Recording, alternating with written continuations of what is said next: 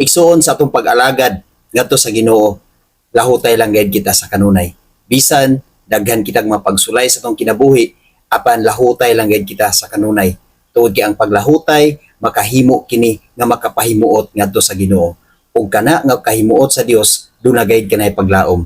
Duna gayud kitay ganti nga madawat sa Dios. Tungod kay ang gugma sa Dios iyang gibubo sa matag usa kanato, pinaagi sa iyang espiritu nga mao ang gasa sa matag usa kanato. Mulahutay lang gayud kita.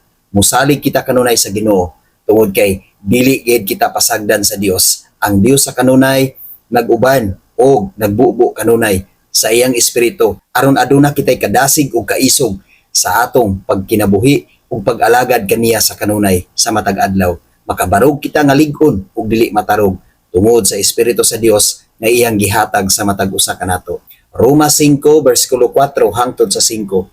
Ang paglahutay makahimo kanato nga kahimutan sa Dios ug ang iyang kahimuot naghatag kanatong paglaom.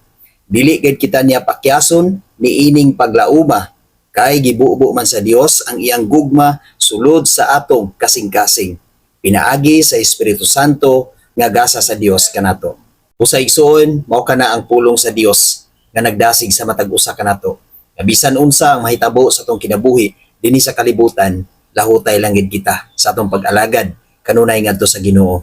Tungod kay wala gid kita nagkinabuhi, ang atong kinabuhi magpabilin lang dinhi sa kalibutan. Wala kita nagkinabuhi nga ang atong kinabuhi alang lang gayud sa kalibutan, kung dili nagkinabuhi kita alang sa Ginoo. Kita ang matemplo sa Dios, busa mulahutay gayud kita sa atong pag-alagad ngadto kaniya. Tungod kay kana nga paglahutay naghatag kana nato og paglaom. Ug dili gid kita pasagdan sa Dios, ubanan kita kanunay kaniya, ug ang gugma sa Dios anaa gayud sa matag usa kanato.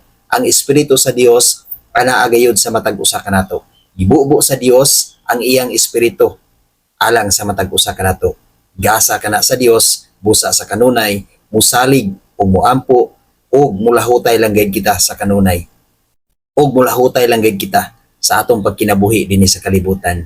Ug labaw sa tanan magampo kita kanunay ngadto sa Ginoo aron dili kita matarog bisan unsa ang mahitabo sa atong kinabuhi ug mubarog gayud kita nga lig-on tungod kay naay Dios sa kanunay nga naglig-on kanato. God bless sa tanan.